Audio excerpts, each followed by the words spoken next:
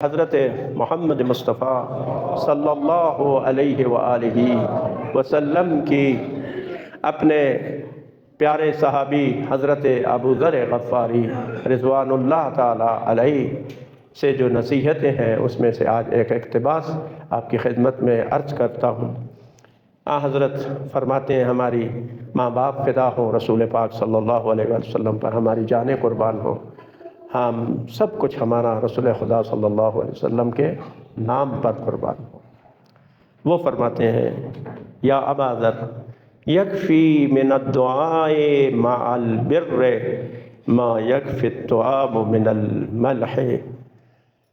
فرماتے ہیں کہ اے ابو ذر، نیکی کے ساتھ دعا ایسے کفایت کرتی ہے جیسے طعام میں نمک، کہ اگر طعام میں کھانے میں نمک نہ ہو تو کتنا بے مزہ ہوتا ہے، لیکن اگر اس میں نمک ہو تو وہ طعام جو ہے وہ کھانا کتنا خوشگوار بن جاتا ہے۔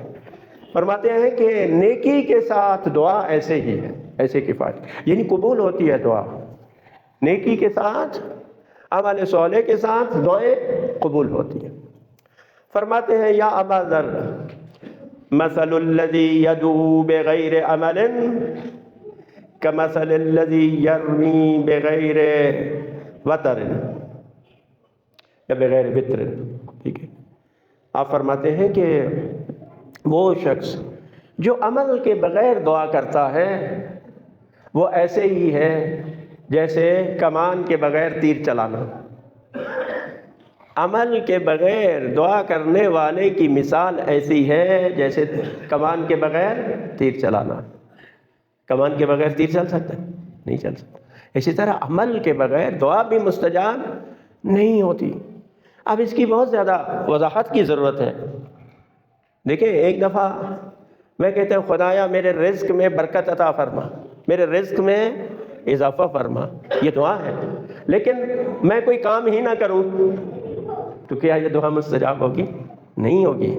بھائی میں کوئی کام کروں تو پھر خداوند متعال میرے رزق میں برکت بھی عطا فرمائے گا، یہ پھر میری دعا مستجاب ہوگی۔ اگر میں رزق کے اسباب میں سے کسی سبب کو نہ اپناؤں تو ظاہر ہے کہ یہ دعا مستجاب نہیں۔ ایک طالب علم ہے، وہ کہتا ہے خدایا تو مجھے امتحان میں پاس کر دے، میرے بہترین نمبر آئیں، اور وہ پڑھائی نہ کرے، محنت نہ کرے، درس کو اچھے طریقے سے نہ پڑھے، یاد نہ کرے، تو یہ کیا ہے؟ یہ دعا بغیر عمل کے۔ ہاں، محنت کرے طالب علم، اپنے درس کو خوب یاد کرے اور سمجھے جو بھی اس کا طریقہ کار ہے، اور اس کے بعد پھر دعا کرے گا تو خدا اس کی دعا کو مستجاب فرمائے گا۔ فرماتے ہیں یا ابا ذر ان اللہ یصلح بصلاح العبد ولدہ وولد ولدہ ویحفظہ فی دویرتہ ودور حولہ ما دام فیہم۔ رسول خدا فرماتے ہیں اے ابو ذر، اگر کوئی بندہ اپنی اصلاح کر لے تو اس کی اصلاح سے اللہ تعالیٰ اس کی اولاد کی بھی اصلاح کر دیتا ہے۔ یصلح بصلاح العبد ولدہ، اللہ تعالیٰ اس کی اولاد کی بھی اصلاح فرما دیتا ہے، اور اس کی اولاد کی بھی اصلاح کر دیتا ہے۔ یعنی اگر ہم چاہتے ہیں کہ ہماری اولادیں نیک و صالح ہوں تو ہم اپنی اصلاح کریں۔ جب اپنی اصلاح کریں گے گھر کی خود بخود اصلاح ہو جائے گی، آئندہ آنے والی نسلیں بھی کیا ہو جائیں گی؟ ان کی بھی اصلاح ہو جائے گی۔ بعد اب آپ نے دیکھا نا کہ بعض بزرگان ایسے ہیں کہ جن کی دعا میں، جن کے دم میں کیا ہوتا تھا؟ اثر ہوتا تھا۔ وہ ان کی نیکی کی وجہ سے، ان کے نیک عمل کی وجہ سے خداوند متعال ان کی زبان میں یا ان کے کلام میں جو بات کرتے تو اس میں تاثیر پیدا کر دیتا تھا۔ تاثیر خدا کی طرف سے ہے، لیکن اس کی زبان میں خدا تاثیر پیدا کرتا، اور اس کی نیکی کی وجہ سے خدا نے یہ اثر اس کی زبان میں رکھ دیا۔ بعض دفعہ ان کی اولاد میں بھی وہی اثر باقی رہتا ہے۔ ٹھیک ہے، اس کی وجہ کیا ہے کہ اس نے چونکہ اپنی اصلاح کی ہے، اس کی وجہ سے خداوند متعال اس کی اولاد میں بھی اصلاح کرتا ہے۔ حالانکہ ان میں آپ کو اس طرح کی چیز نہیں پاتے، لیکن وہ اثر ان کی اولاد میں بھی باقی رہتا ہے۔ تو نیکیوں کا اثر اولادوں میں بھی جاتا ہے۔ آپ دیکھیں کہ نیک خاندان جو ہے وہ پھر نسل در نسل نیکیوں پر قائم و دائم رہتے ہیں۔ تو فرمایا کہ جو شخص اپنی اصلاح کر لیتا ہے اس کی وجہ سے خداوند متعال اس کی اولاد کی اور اس کی اولاد کی بھی اصلاح کرتا ہے۔ وَيَحْفَظُهُ، اور خداوند متعال اس کے گھر میں اس کی حفاظت کرتا ہے، نہ صرف اس کے گھر کی بلکہ جو اس کے ارد گرد گھر ہیں ان کی بھی خداوند متعال حفاظت کرتا ہے جب تک وہ ان گھروں میں رہتے ہیں۔ تو اصلاح نفس، اپنی اصلاح کرنا میرے دوست، اور نیکی کرنا، پھر اس کے ساتھ دعا کرنا، یہ کیا ہے؟ خداوند متعال اس دعا کو مستجاب بھی کرتا ہے۔ بغیر نیک عمل کے دعائیں مستجاب نہیں ہوتی، بلکہ ہمارے گناہ ہماری دعاؤں میں رکاوٹ بنتے ہیں۔ ایسے ہمارے گناہ جو ہماری دعاؤں کی قبولیت میں رکاوٹ بن جاتی ہے۔ یہ ایک حدیث ہے کہ اگر کوئی شخص حرام کا لقمہ کھاتا ہے تو 40 دن تک اس کی دعا مستجاب نہیں ہوتی۔ اس طرح اور گناہ ہے ایسے، تو اثرات ہیں۔ لہذا ہم خدا کی بارگاہ میں محتاج ہیں، ٹھیک ہے؟ تو ہمیں تو ہر وقت خدا سے مانگنے کی ضرورت ہے، ہر وقت خدا سے مانگنے کی ضرورت ہے، اور خدا سے ہر چیز مانگو۔ حتیٰ روایات میں ہے کہ اپنے جانور کا چارہ بھی اللہ تعالیٰ سے مانگو، اپنے گھر میں نمک بھی خداوند متعال سے طلب کریں، ہر چیز، کیونکہ ہم ہر چیز کے محتاج ہیں اس کی بات۔ تو جب ہم محتاج ہیں اور اس کے کرم کے محتاج ہیں تو ہمیں دعائیں کرنی ہیں۔ تو دعا مستجاب نہیں ہوگی جب تک کہ ہم اس کے ساتھ نیک عمل انجام نہ دیں، اور برے کام کرنے سے کیا ہے؟ دعائیں مستجاب نہیں ہوتی۔ اب دیکھیں، مولا امیر المومنین علی ابن ابی طالب علیہ السلام نے جو نصیحت ہے امام مجتبیٰ علیہ السلام کو جو خط ہے اس میں آپ نے فرمایا، میں اس کا ترجمہ کر دیتا ہوں۔ آپ فرماتے ہیں کہ ثم جعل فی یدیک مفاتیح خزائنہ، کہ پروردگار عالم نے تمہارے ہاتھوں میں اپنے خزانوں کی چابیاں دے دی ہیں۔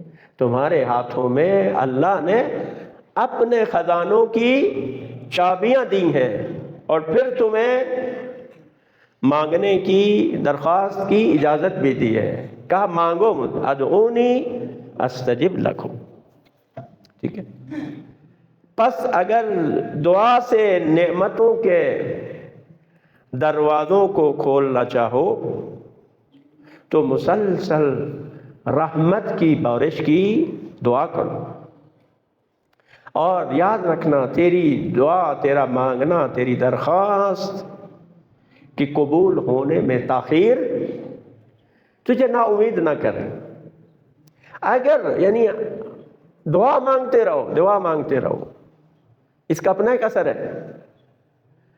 ممکن ہے کہ مصلحت نہ ہو اس دعا کی قبولیت میں ابھی، بعد دفعہ وہ دیر سے دعا قبول ہوتی ہے، ایسا بھی ہے 10 سال بعد قبول ہوتی ہے، 20 سال بعد قبول ہوتی ہے، اور بعد دفعہ اس دنیا میں نہیں ہوتی۔ اس کا اجر خداوند متعال آخرت میں عطا کرتا ہے، ٹھیک ہے نا؟ وہ ذخیرہ کر لی جاتی ہے آپ کی دعا، اور آخرت میں خداوند متعال وہ عطا کرتا ہے۔ لہذا فرمائے مایوس نہ ہو، کیونکہ بخشش نیت اور ارادے کے مطابق ہوتی ہے۔ فَإِنَّ الْعَطِيَّةَ عَلَى قَدْرِ النِّيَّةِ، عطا و بخشش نیت کے حساب سے ہوتی ہے، ٹھیک ہے؟ اس میں یہ بھی ہے کہ جب ہم دعا کو لاپرواہی سے کر رہے ہیں، یعنی اس کی طرف ہماری توجہ نہیں، ہم کیا مانگ رہے ہیں، تو ظاہر ہے وہ پھر کیا مستجاب ہونی ہے۔ دوسرا یہ کہ جب ہمیں یہ ہو پتہ نہیں قبول ہوتی ہے نہیں ہوتی، اب خود شک میں مبتلا ہو کر دعا کریں گے تو وہ پھر کیسے قبول ہوگی؟ یقین کے ساتھ خدا کی بارگاہ میں طلب کریں کہ وہ دعا کو سنتا بھی ہے، استجابت بھی عطا کرتا ہے، دعا بھی قبول کرتا ہے۔ ہاں اگر ابھی مصلحت ہوگی خدا ابھی دے دے گا، بعد میں ہوگی تو بعد میں دے گا، لیکن مایوس نہ ہو، کیونکہ دعا کرنا خود عبادت قرار دیا گیا۔ خود دعا کرنا بھی کیا ہے؟ عبادت ہے، نیک عمل ہے، دعا بھی نیک عمل ہے۔ مستجاب ابھی ہو یا بعد میں ہو، لیکن خود دعا مانگنا بھی عبادت ہے۔ فرمایا ربما اخرت عنک الاجابۃ لیکون ذلک اعظم اجر السائل۔ فرمایا کہ کبھی یہ اجابت یعنی اس کا قبول کرنا کیا ہوتا ہے؟ تاخیر میں چلا جاتا ہے، یعنی دیر سے قبول ہوتی ہے۔ اس میں بھی کیوں؟ مولا فرماتے ہیں اس لیے تاکہ درخواست کرنے والے کے اجر میں اضافہ ہو اور کامیابی کے لیے بخشش زیادہ ہو جائے۔ فرماتے ہیں ممکن ہے کسی چیز کی درخواست کرو اور وہ شے تجھے عطا نہ کی جائے، اور آخرت یا دنیا میں اس سے بہتر شے تجھے دے دی جائے۔ یہ بھی ہے کہ خدا نے آپ کی دعا کو قبول کرنا ہے، لیکن جو آپ مانگ رہے ہیں پروردگار عالم اس سے بہتر تمہیں کوئی چیز جو ہے وہ عطا ہو دے، وہ نہ ملے لیکن اس سے بہتر خداوند متعال تمہیں کوئی چیز عطا کر دے۔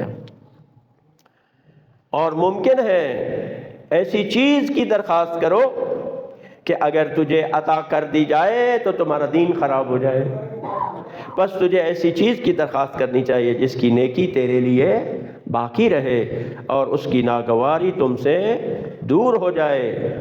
آپ فرماتے ہیں مال تمہارے لیے باقی نہیں رہے گا اور تم بھی باقی نہیں رہو گے۔ آپ فرماتے ہیں کہ فالمال لا یبقى لک ولا تبکی لہ، یعنی نہ مال تمہارے لیے باقی رہے گا نہ تم مال کے لیے باقی رہو گے، ٹھیک ہے؟ نہ تم اس کے لیے ہمیشہ رہو گے نہ مال تمہارے لیے ہمیشہ رہے گا۔